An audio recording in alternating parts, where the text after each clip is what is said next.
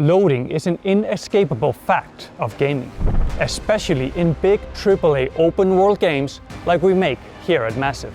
But there are ways to avoid the classic immersive breaking splash screen.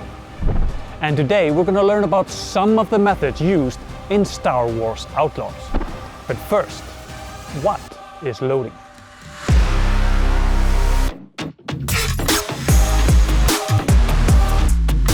So loading it basically comes down to loading game data. So for open world games, typically speaking, you'll be in a small area and we'll stream in the area around you. We have different ways of managing how much and how fast it can load.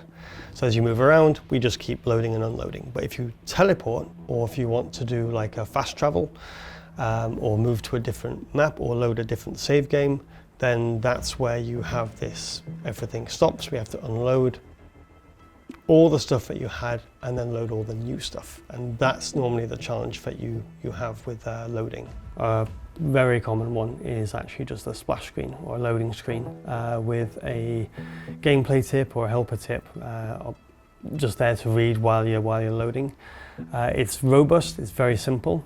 It's also very flexible, but it does remove immersion. It does mean that you're going to stop everything, load, and then you get back in. So for Outlaws, one of the major things we wanted to try and do was drive the Star Wars fantasy and story and not have interruptions. So creative director wanted to push the idea of, you're on the planet, you get in your Trailblazer, you fly up, you fly around, you hyper jump, you fly around space some more, you land on a different planet, get out and walk around without a loading screen. And that's a challenge. We actually have different maps for space and for planet. So we had to basically find a way of having it so you can leave one map, join another map, and do it seamlessly. Of course, Star Wars Outlaws used several different methods to achieve this, but the one that I want to focus on is sequence transitions. So I've asked Stephen to go a little bit more in depth on what that is. So the idea is that when the sequence starts, as we're running this story sequence through, we're actually going to start unloading everything where you are, move the ship into another position, start loading the new map while you're still watching the sequence. Yeah, and the difference here from what a lot of people refer to as a cutscene, which I have learned since starting to work here. A cutscene is not just a cutscene. There's several different types, but yes. In general, when the public thinks about a cutscene, it's a pre-rendered video where everything is set. So instead of you start playing that video and you load everything out, you load everything in, and you go from that video into where you want to be. Yep. You're using the in-game assets of the level that you've been playing. Yes. And then you need to be unloading everything unnecessary and loading in everything where you need to be. But the upside as well is, besides the idea of it being very immersive, and we can first of all keep the aspect ratio because it's all rendered in real time. So whatever aspect ratio the player's chosen, it just keeps in with the game. And on top of that, all your customization is shown. So it keeps the player more immersed, and of course you don't have issues with time of day if the cinematic needs to happen at night, or if there's a clock running in the game and it just happens to be nighttime or evening, the sequence will work. And so that's often how we do the real-time stuff. But for these cutscenes that are actually running as a cutscene and a transition, it's normally going to be very tailored towards what we need to show. Awesome. Well, let's take a look at a sequence and then break it down. Yeah.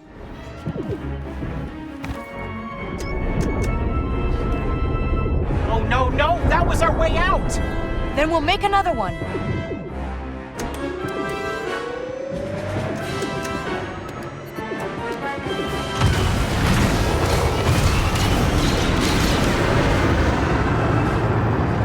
Use the boosters, get us out of here! They're locking us in, Kay! We can make it. We're out. We're good. Not yet, we aren't. So that's actually like the whole playthrough of like everything that happens in one go. But there's actually quite a lot happening there. And I think it's easier to sort of break a little bit of it down. So, for example, one thing we can do is when the sequence starts, you'll notice we can start putting in occluders to block off some of the light, and then we can shield the entire surface while we're... So if you pause it there, what exactly are those for? Yeah. So in the case of the makeshift box around the Trailblazer here, it's to completely occlude out any exterior lighting, and it's to preserve everything inside the actual Trailblazer itself. So the lighting now is completely contained within the Trailblazer, which means we need to unload the entire map around you. So while you're watching this, we're going to start unloading everything around you. Yeah. That's the idea of it. And I guess because the lighting in Outlaws is also ray traced, you know, if things start popping out, you're going to start losing those reflections, and the lighting will completely change within the Trailblazer. So you just lock in what the light is right now, and then everything else can go. Yeah, and then we have to preserve it while we do the unload. So when you unload data, you'll tend to unload everything, and it gets very hard to start saying we unload everything and then make exceptions. So in the case of this, we have a part of the sequence running where we actually can keep track of the lighting and then release it once the loading is done, so it doesn't jump. And this is the same thing we do for other transitions, where we have to factor in what the lighting is doing. Awesome. So here you've got a small loading loop as well, and what's happening here is when we run the sequence, so we have like what the story wants to show, we've got the camera set up, we've got everything in frame that we need to show, and then as we get through the end of the sequence, we might not quite be done loading. So the way that works is it's not a precise point where we do a teleport or move the ship. There's actually a system behind all of this which is managing, and it's checking to see what's being loaded, what's being unloaded, what's waiting, and then once it decides I'm ready, then it can do the teleport and unload, etc. Yeah, and I guess that's also very dependent on, because I mean the game is running on vastly different hardware. Yeah. You know, somebody might have a very fast NVMe drive, and somebody has, you know, one of those old mechanical drives or something. Yeah, if you run the game on a mechanical drive, you definitely see the loading loops a lot more, and that's what this is. So what you're looking at here is some of these green lines are actually markers to tell the system, here is where I'm going to start a loop, and here is where I'm going to start end the loop, and here's where I'm going to start loading a request to start loading. So the idea is this doesn't actually control it, it's sort of just like little markers to say, at this point now, can we start doing an unload? Yeah, and if not, run one more time. Exactly. And so when we get to the loop will occur until we actually finish. So this is part of the cinematic part of the sequence work, where in this case, Kay will just start pressing some buttons, checking some stuff, and that will just loop until ready. Player won't typically notice this, but it's there just to cover us in those situations. Yeah, so you can see here.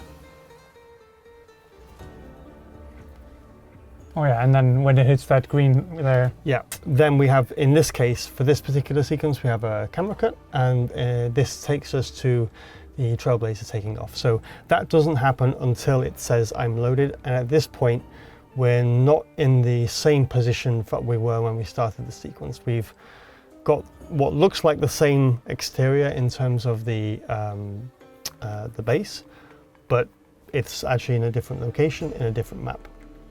So we're now in a different location.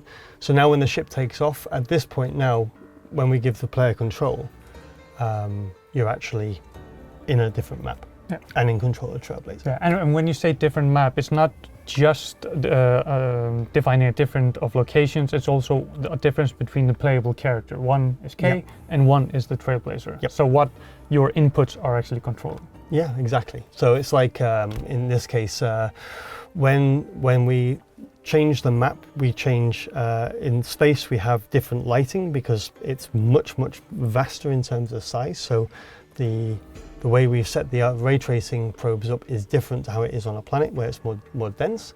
So there's a lot of differences between those two types of maps, and one of the big differences is what you control, and it's the Trailblazer when you're in space. So moving between those two things seamlessly, that was the goal, and that's what this cinematic transition is solving. Awesome.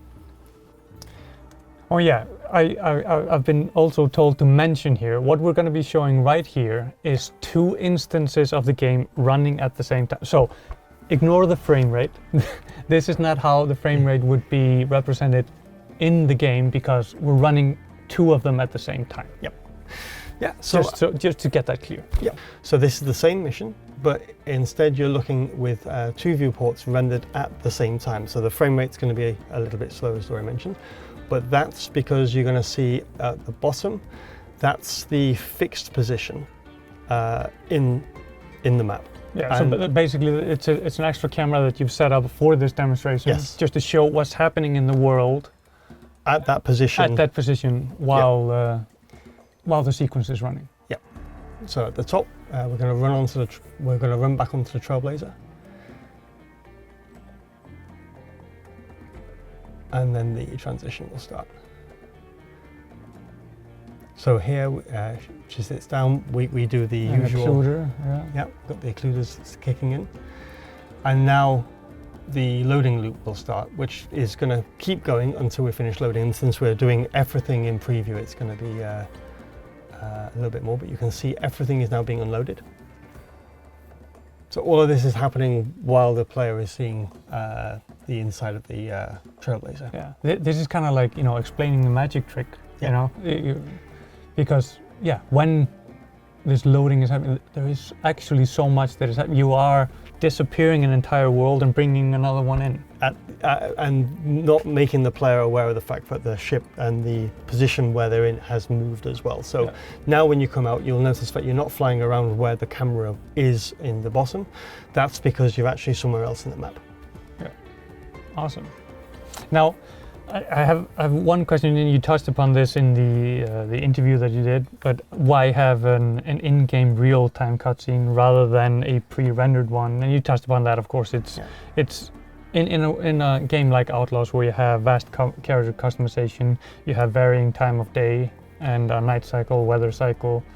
If you were to render every single permutation out as a video, nobody would have a hard drive space because videos take more space than game data. Yeah, it's more than that as well. Like if you did all these as videos, anytime someone says we need to do a small change to the sets or we need to make a character change, you have to re-render it out. And when it comes down to doing videos and post-production, there's a lot of lead-in time that they need. You can't just do this in 5 minutes.